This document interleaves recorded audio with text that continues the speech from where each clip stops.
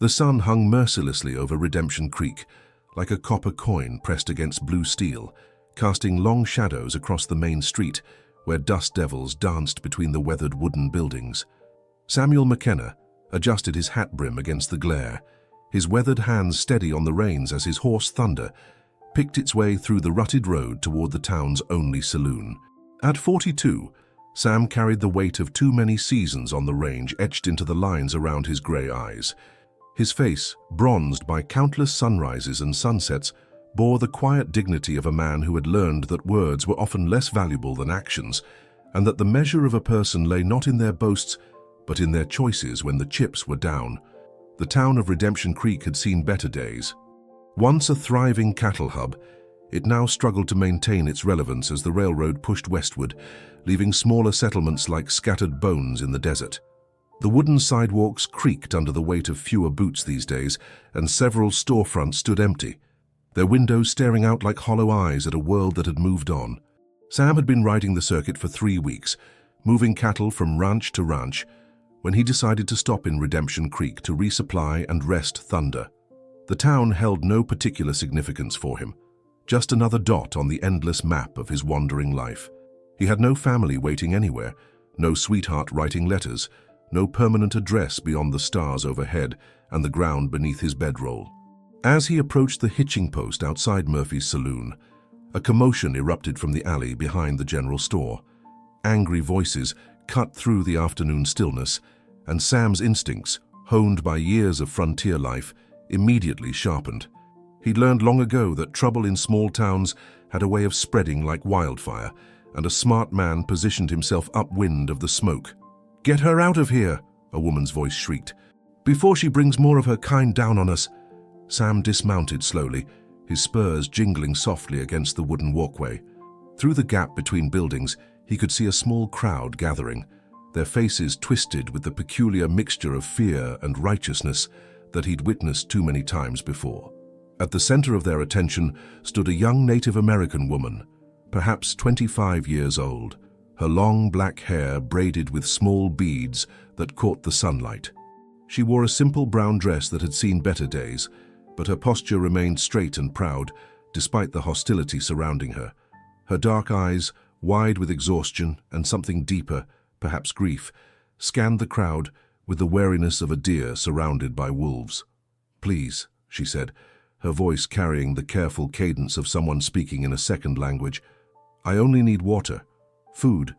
I have coins."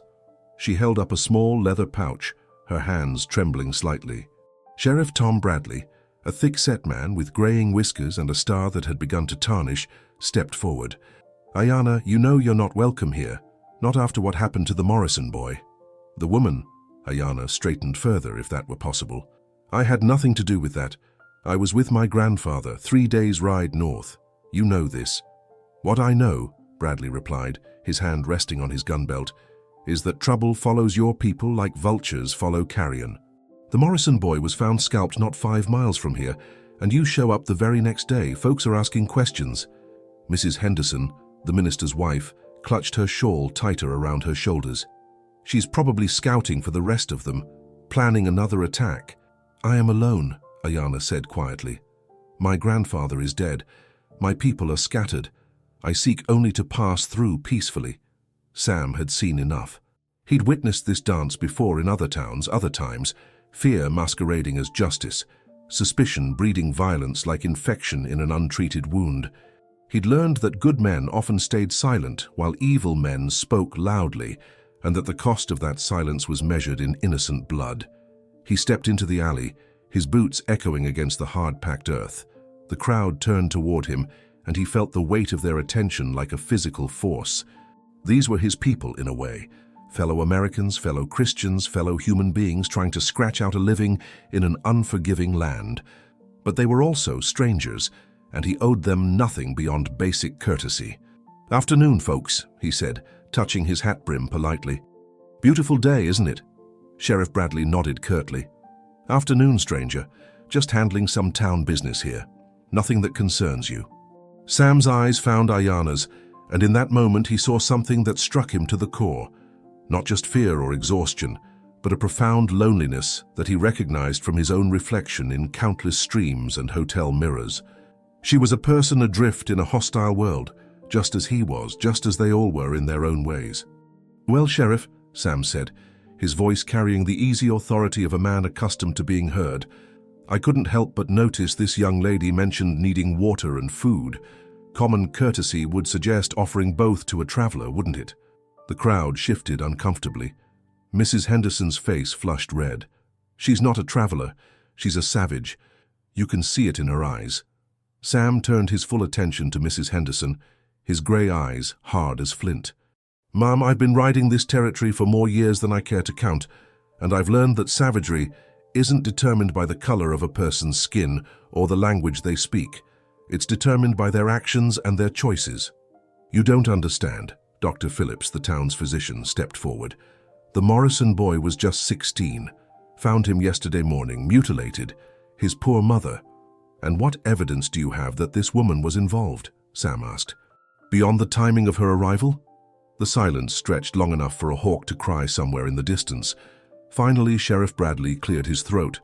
"Well, no direct evidence, but—" "Then there's no crime," Sam interrupted. "Just a thirsty, hungry woman asking for common decency." He walked over to Ayanna, noting how the crowd parted before him like water around a stone. Up close, he could see the exhaustion etched into her features, the way her legs trembled slightly, from what was clearly a long journey on foot. Her moccasins were worn nearly through, and dust caked her clothes and hair. "Ma'am," he said gently, "I'm Sam McKenna. I was just about to get myself some food and water. Would you care to join me?" For a moment, hope flickered in her dark eyes. Then she glanced at the crowd, and the hope dimmed. "Are you a kind, but I do not wish to bring trouble to you." "Trouble has a way of finding me regardless," Sam replied with a slight smile. "Might as well face it on a full stomach." "Now hold on there, mister." Bradley's voice carried a warning edge. "I appreciate your Christian charity, but this woman needs to move along for her own safety and the town's peace of mind." Sam turned back to the sheriff, his expression pleasant, but his voice carrying steel. "Sheriff, unless you're planning to arrest this woman for a specific crime, I believe she has the right to purchase food and water like any other citizen. Or has the Constitution changed since I last checked?" The crowd murmured, some nodding agreement, others clearly agitated. Sam could feel the tension building like pressure in a boiler, but he'd committed himself to this course of action. Years of drifting had taught him that a man's character was defined not by his successes or failures, but by the moments when he chose to stand up or sit down. "Fine," Bradley said finally, "but she's your responsibility. Any trouble she causes, any problems that arise, they're on your head." "Fair enough," Sam replied. He offered Ayanna his arm. "Shall we?" As they walked toward the saloon, Sam could feel the eyes of the entire town burning into his back. He'd made his choice, and now he would live with the consequences. But as he glanced at the woman beside him, saw the grateful tears she was trying to hide, he knew he'd made the right one. The saloon doors swung shut behind them, but the real test was just beginning. The interior of Murphy's saloon offered little refuge from the tension that had followed them from the alley. The usual afternoon crowd, a mixture of ranch hands, traveling merchants, and local businessmen, had grown silent upon their entrance. Every eye in the room tracked their movement as Sam guided Ayanna to a corner table, the scraping of chair legs against the wooden floor unnaturally loud in the oppressive quiet. Murphy himself, a burly Irishman with arms like tree trunks and a face that had seen too many bar fights, emerged from behind the bar with the expression that could have curdled milk. "Sam McKenna, is it? I heard you were in town." "Patrick," Sam nodded, settling into his chair while Ayanna sat across from him, her posture rigid with awareness of the hostile attention surrounding them. "Good to see you again. Wish I could say the same." Murphy's voice carried the weight of genuine regret. "You know I've got nothing personal against you, Sam, but bringing her in here, it's bad for business. Real bad." Sam studied the man who had served him whiskey and conversation on 3 previous visits to Redemption Creek. Patrick Murphy had always struck him as fair-minded, a man who judged others by their actions rather than their ancestry. The disappointment in his voice suggested the town's fear had infected even the most reasonable citizens. "She's hungry, Patrick. Thirsty. Last I checked, Your establishment served food and drink to anyone with coin to pay. That was before the Morrison boy, Murphy replied quietly. Before folks started talking about war parties and revenge raids. You understand? Ayana spoke for the first time since entering the saloon, her voice steady despite the circumstances. I understand fear. I have lived with it every day since my grandfather's death, but I also understand that fear unchecked becomes hatred, and hatred becomes violence. Her words, spoken in careful English with only the slightest accent, seemed to surprise several of the men within earshot. Sam noticed how some leaned forward, as if hearing a wild animal speak had somehow made it more human in their eyes. "You speak well for a savage," called out Jake Morrison from across the room. He was a hard-faced man in his 50s, with the kind of deep lines that came from squinting against sun and wind for decades. Sam recognized the name, likely the dead boy's father. "I was educated at the mission school," Ayana replied, turning to face him directly. "Father Miguel taught me to read and write in 3 languages. He said knowledge was the bridge between peoples." Pretty words, Morrison stood, his hand resting on his gun belt. "But words don't bring back my boy. Words don't explain why he was found butchered like an animal." The saloon fell silent except for the tick of the wall clock and the distant sound of horses on the street outside. Sam felt the moment balanced on a knife's edge, ready to tip toward violence at the slightest provocation. He'd seen it before. Grief transformed into rage, seeking any target for its pain. "Mr. Morrison," Sam said carefully, "I can't imagine your loss, but this woman wasn't responsible for your son's death. She was 3 days' ride away when it happened." "So she claims." Morrison's eyes never left Ayana's face. "But who's to say she didn't scout the area beforehand? Who's to say she didn't signal the war party?" "I say." The voice came from the saloon's entrance, where an elderly Mexican man had appeared as if from nowhere. He wore simple clothes and leaned heavily on a gnarled walking stick, but his eyes were sharp as obsidian. "I say because I was there." Sam recognized the type, a man who had survived by watching and remembering, who moved through the world like smoke and saw everything. The newcomer's presence seemed to shift the room's energy, drawing attention away from Ayana. "Who are you, old man?" Morrison demanded. "I am Carlos Mendoza. I have a small ranch north of here, near the Apache reservation. I was hunting strays when I saw this woman and her grandfather 3 days ago. They were burying him according to their customs. She never left his side." The old man's testimony hung in the air like incense, heavy with truth. Sam watched as doubt began to creep into Morrison's eyes, saw the certainty that had driven his anger start to crumble. "Even if that's true," Morrison said finally, "she's still Apache, still one of them. As long as she's here, we're all in danger." "She's not Apache," Carlos said quietly. "She's Comanche, and she's alone in this world, just like your boy is now gone from it." The distinction seemed to matter to some of the men in the room.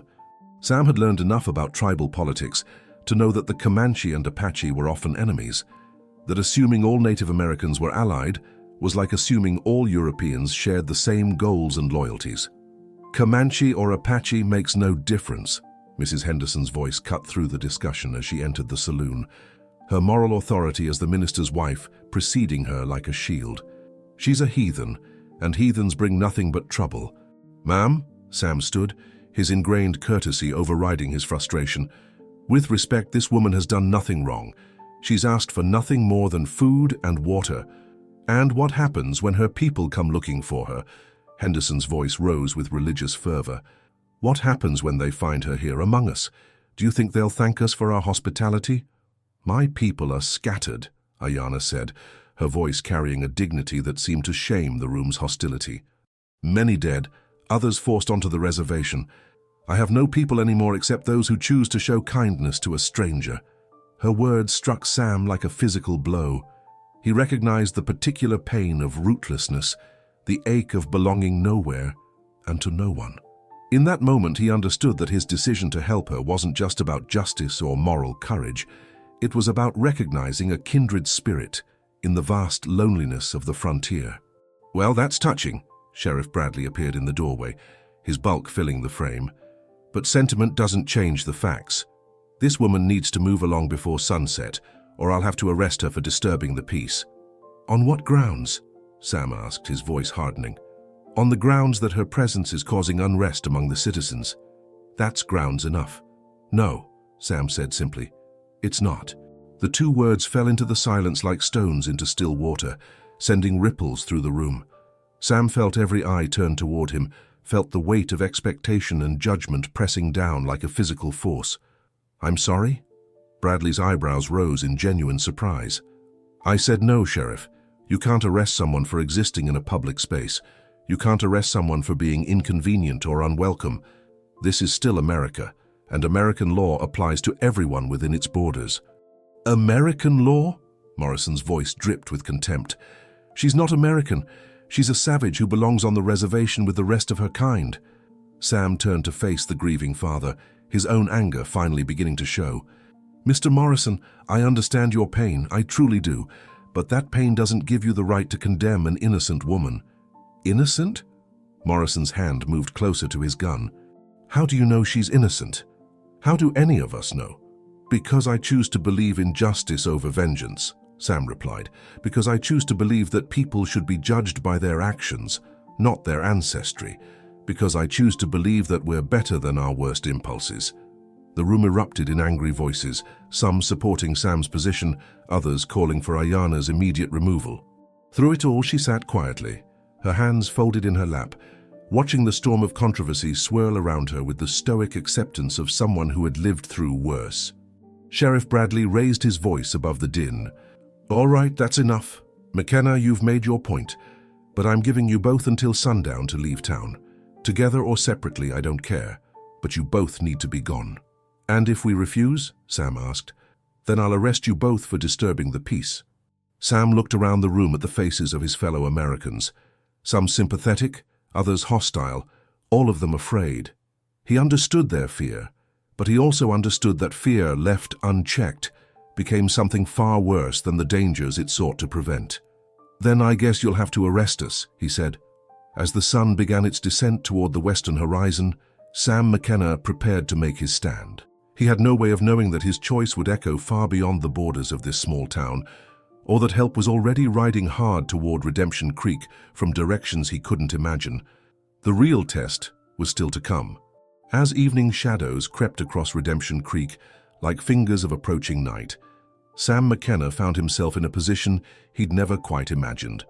Barricaded inside Murphy's saloon with a Comanche woman, facing down an increasingly hostile crowd that had grown to include nearly every able-bodied man in town. The confrontation had escalated steadily throughout the afternoon. What began as uncomfortable stares and whispered conversations had evolved into open hostility when word spread that Sam had refused Sheriff Bradley's ultimatum. By the time the sun touched the western mountains, painting the sky in shades of amber and crimson, the situation had taken on the characteristics of a siege. You sure about this, Sam? Patrick Murphy asked quietly, polishing a glass with mechanical precision while his eyes tracked the movement of men outside his windows. It's not too late to reconsider. Sam sat across from Ayana at their corner table, his back to the wall and his eyes on the door.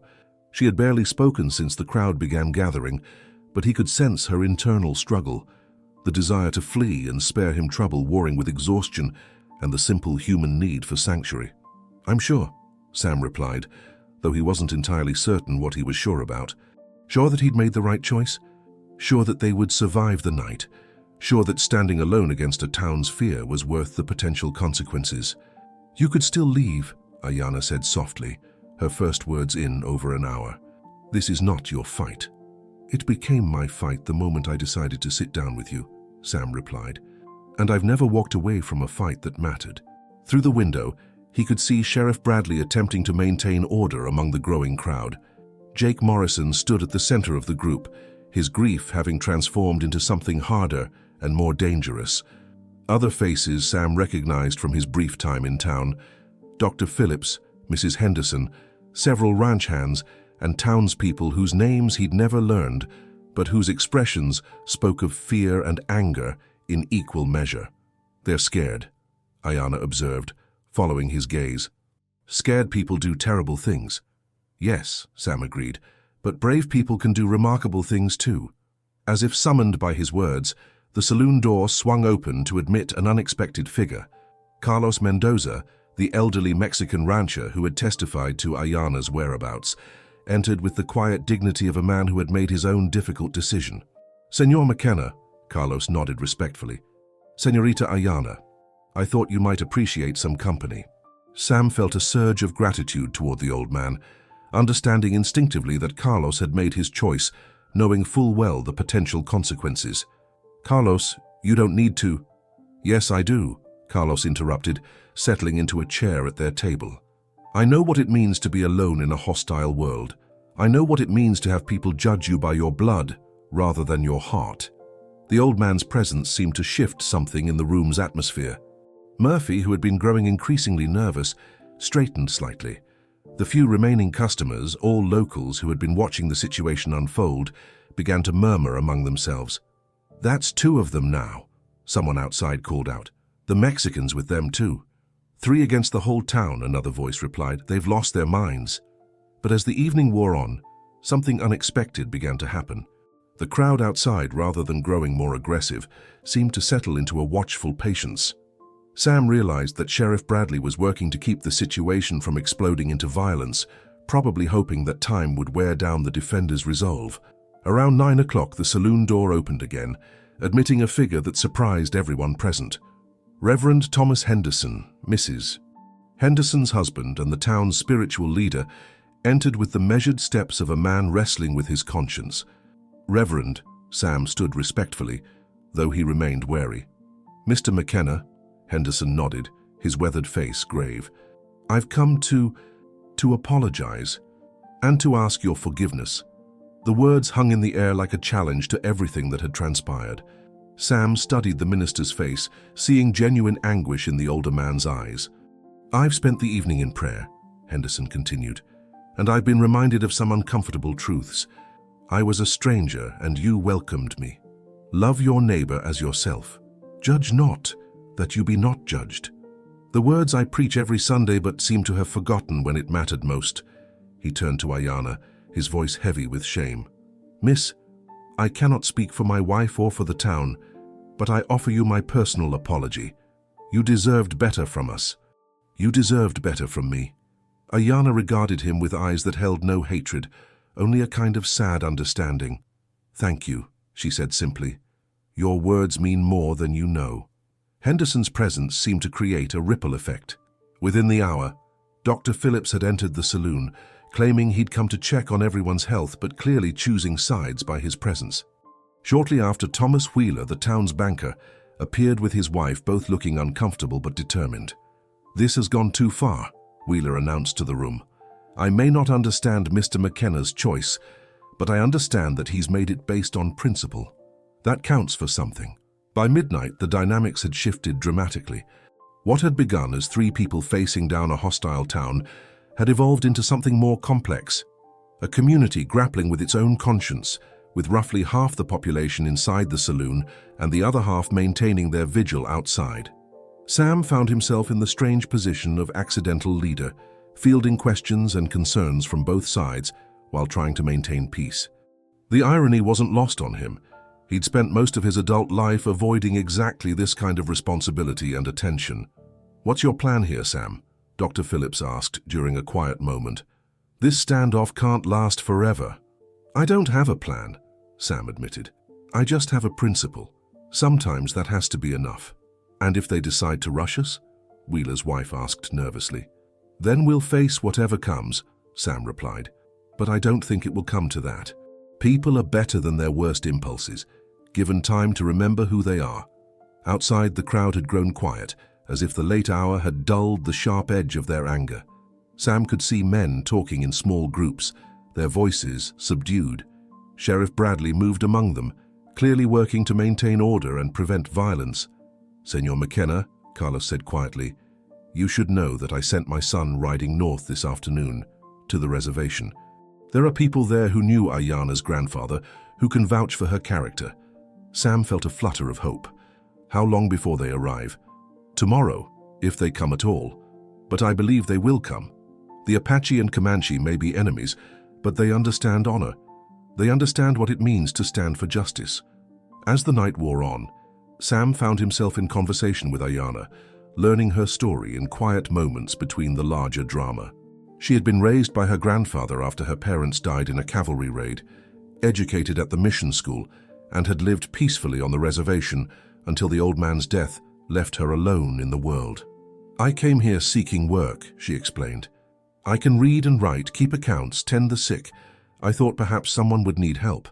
And instead you found suspicion and fear," Sam said. "I found you," she replied simply. "I found people willing to stand for what is right, even when it is difficult. That is more than I expected." As dawn approached, Sam realized that the night had changed him. He'd spent years drifting, avoiding connections and responsibilities, telling himself that freedom meant being beholden to no one. But sitting in that saloon, surrounded by people who had chosen to stand with him, he began to understand that true freedom might actually mean choosing what to stand for, not what to run from. The sun was just beginning to paint the eastern sky when the sound of horses reached them from the distance. Many horses, moving fast and with purpose. Sam stood and moved to the window, his heart pounding. In the growing light, he could see dust clouds on the horizon, moving toward town from multiple directions. The real test was about to begin. The first light of dawn revealed a sight that would be talked about in Redemption Creek for generations to come. From the north, a column of Apache riders approached in perfect formation, their leader carrying a white flag. From the east, another group emerged. These were cowboys and ranch hands, men Sam recognized from his travels through the territory. From the south came a third group, Mexican vaqueros led by a figure Sam couldn't quite make out through the morning haze. Sheriff Bradley emerged from the crowd that had maintained its vigil outside Murphy's saloon, his face pale with the realization that the situation had escalated far beyond his ability to control. The townspeople who had spent the night outside began to shift nervously, their anger of the previous evening replaced by uncertainty and no small amount of fear. "Jesus, Mary, and Joseph," Murphy whispered from behind the bar. "How many of them are there?" Sam watched through the window as the three groups converged on the town's main street with military precision. The Apache riders, numbering perhaps 50, took position on the north side of the street. The cowboys, at least 70 strong, formed up to the east. The vaqueros, another 40 or 50, claimed the south. It was a display of force that transformed the town's main street into something resembling a battlefield. "They came," Carlos said quietly, his voice filled with wonder. "They actually came." The leader of the Apache riders dismounted and walked toward the saloon with the measured steps of a man accustomed to command. He was perhaps 50 years old, with steel-gray hair and eyes that missed nothing. His clothing was a mixture of traditional Apache garb and practical frontier wear, suggesting a man who moved between worlds. "That's Chief Joseph Running Bear," Ayanna said, her voice filled with surprise and something approaching awe. "He was my grandfather's friend. They fought together against the cavalry 20 years ago." The chief stopped in front of the saloon and spoke in a voice that carried clearly through the morning air. "I am Chief Joseph Running Bear of the Mescalero Apache. I come seeking the woman known as Ayanna, granddaughter of Wise Eagle, who was my brother in all but blood." Sam felt the weight of the moment settling on his shoulders. This was no longer about one woman's right to food and water, or even about his own principles. This had become something larger, a test of whether different peoples could coexist in the American West, whether justice could triumph over fear.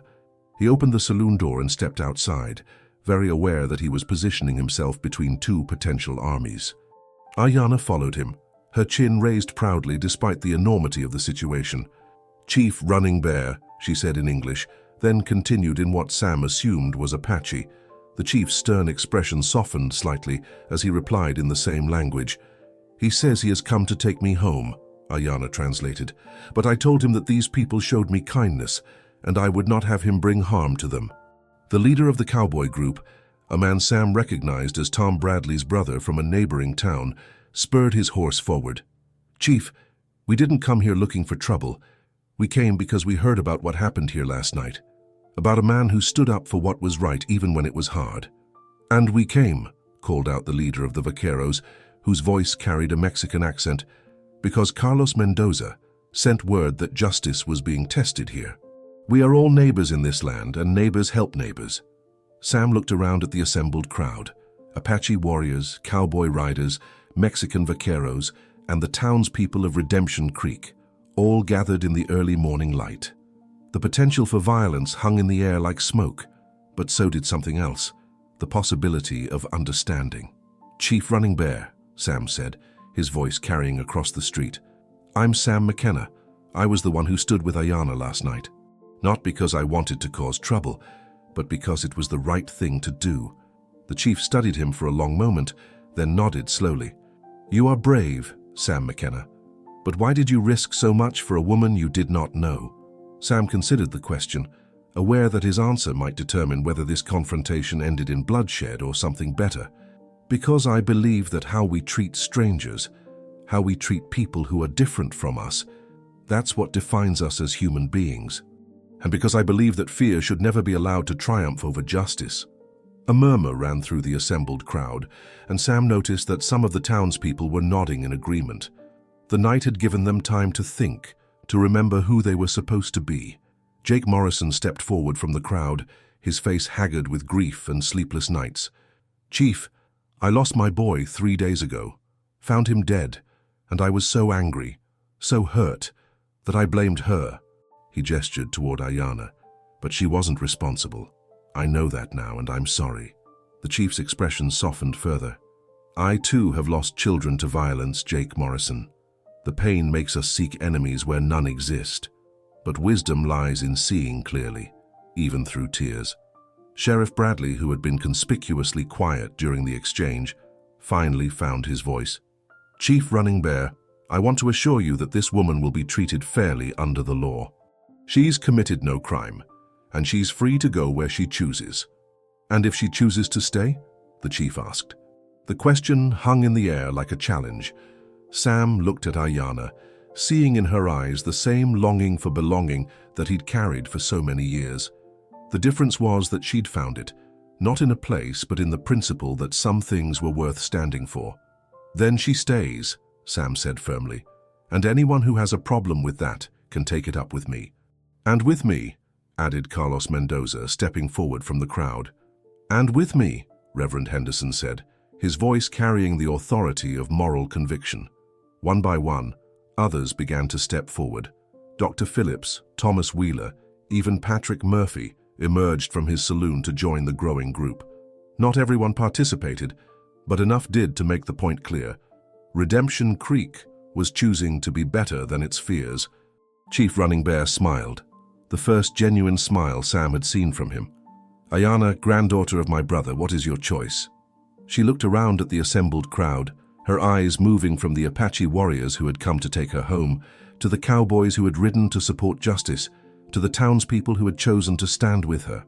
Finally, her gaze settled on Sam. "I choose to stay," she said. "I choose to help build something better here." The chief nodded solemnly. "Then you have my blessing, but know that you also have my protection. Any harm that comes to you will be answered." "And mine," added the cowboy leader. "And mine," echoed the vaquero captain. As the sun climbed higher, painting the town in shades of gold and promise, something remarkable happened. The three groups of riders began to mingle, sharing water and conversation. Children from the town emerged to stare in wonder at the Apache ponies and Mexican horses. Women began to appear with food and coffee, extending hospitality to the unexpected visitors. Sam found himself surrounded by men who wanted to shake his hand, to thank him for standing up for what was right. But he understood that he'd done nothing special. He'd simply chosen to act on principles that any decent person should share. "You did something important here," Chief Running Bear said, approaching him as the formal confrontation dissolved into something more like a celebration. "You showed that one person standing for what is right can change everything." "I just did what needed doing," Sam replied. "Yes," the chief smiled. "That is what makes it important." As the morning wore on, Sam watched Ayanna move among the crowd, her earlier wariness replaced by a kind of cautious hope. She spoke with the townspeople, sharing her skills and knowledge, beginning to build the connections that would make Redemption Creek truly her home. Dr. Phillips approached her with a proposition. The town needed someone who could read and write to help with medical records and correspondence. Mrs. Henderson, looking thoroughly chastened, offered to help her find proper lodging. Even Sheriff Bradley, eager to repair his reputation, promised his full protection and support. But it was the children who truly sealed her acceptance. They gathered around her with the fearless curiosity that adults often lost, asking questions about her beadwork, her language, her stories. She knelt among them, patiently answering their questions and sharing tales of her grandfather's wisdom, and Sam watched the barriers between cultures begin to dissolve in the innocent laughter of children. By noon, the formal gathering had transformed into something unprecedented in Redemption Creek's history, a celebration of unity that brought together Apache, Mexican, Anglo, and anyone else who chose to participate. Tables were set up in the street. Food appeared from every kitchen in town, and music filled the air as someone produced a fiddle and others joined in with harmonica and guitar. Sam found himself sitting with Chief Running Bear and the other leaders, sharing a meal and discussing the future. The chief spoke of the possibility of trade agreements between the reservation and the town, of Apache crafts and Anglo goods finding new markets. The vaquero captain, whose name was Roberto Vasquez, talked about cattle drives and the need for cooperation across cultural boundaries. "You know," Tom Bradley's brother said, "what happened here today could change everything. Not just for this town, but for the whole territory. People are watching, people are listening." Sam understood the truth of those words. In a land where conflict between cultures had become the norm, Redemption Creek had chosen a different path. They had chosen to see the humanity in the stranger, to extend kindness rather than suspicion, to build bridges rather than walls. As the afternoon wore on, Sam realized that his own life had changed as dramatically as anyone's. For years he'd drifted from place to place, avoiding connections and responsibilities. But something about this town, about these people, about the choice he'd made to stand for something bigger than himself, had awakened a hunger for belonging that he hadn't even known existed. "You'll stay?" Ayana asked him as the crowd began to thin and the visiting riders prepared to depart. "I'll stay," Sam replied, surprising himself with the certainty in his voice. "This town needs someone to help keep the peace, and I think I've found something worth staying for." She smiled, the first truly joyful expression he'd seen from her. "Then we will build something good here together." As the sun began its descent toward the western mountains, painting the sky in familiar shades of amber and gold, Sam McKenna stood in the main street of Redemption Creek and felt something he hadn't experienced in years. He felt like he was home. The Apache riders departed with promises to return for trade and friendship. The cowboys and vaqueros rode out with invitations to visit and agreements to help protect the town's new commitment to justice. The townspeople began to clean up from the impromptu celebration, their faces lighter than they'd been in days. Sheriff Bradley approached Sam with an unexpected proposition. "McKenna, I've been thinking.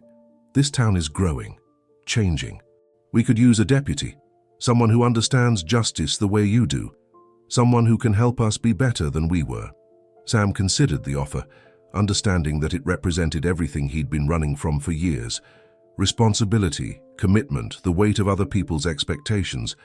But he also understood that it represented something else: the chance to be part of something meaningful, to help build the kind of community where strangers were welcomed rather than feared. "I'll think about it," he said, though he'd already made his decision.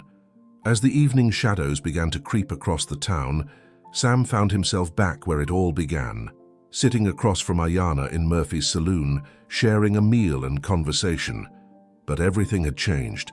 The hostile stares had been replaced by nods of respect and friendship. The fear had been replaced by hope. "What will you do now?" Sam asked her. "I will work with Dr. Phillips, help keep his records and assist with patients. I will teach the children about my grandfather's wisdom. I will help this town remember that we are all travelers in this world, and that kindness to strangers is a gift we give to ourselves." Sam raised his glass of water in a toast.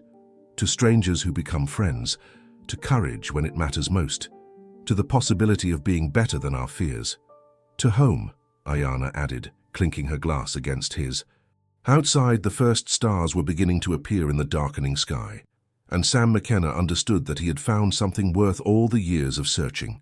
He had found a place where justice mattered more than fear, where courage was rewarded with respect, and where a single act of kindness could change not just one life, but an entire community's understanding of what it meant to be human. The story of the cowboy who stood alone against a town to protect a stranger would be told and retold in Redemption Creek for generations to come.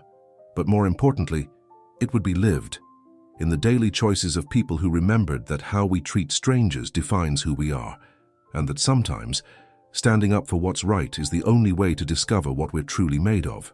In the end, Sam McKenna had found more than a home. He had found his purpose, his people, and his place in the grand story of the American West.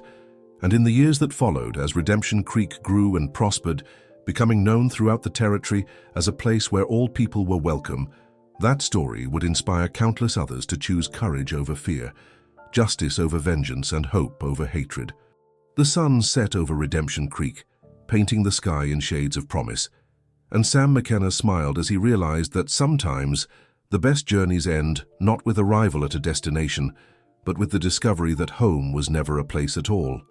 It was the choice to stand for something bigger than yourself and the people who chose to stand with you.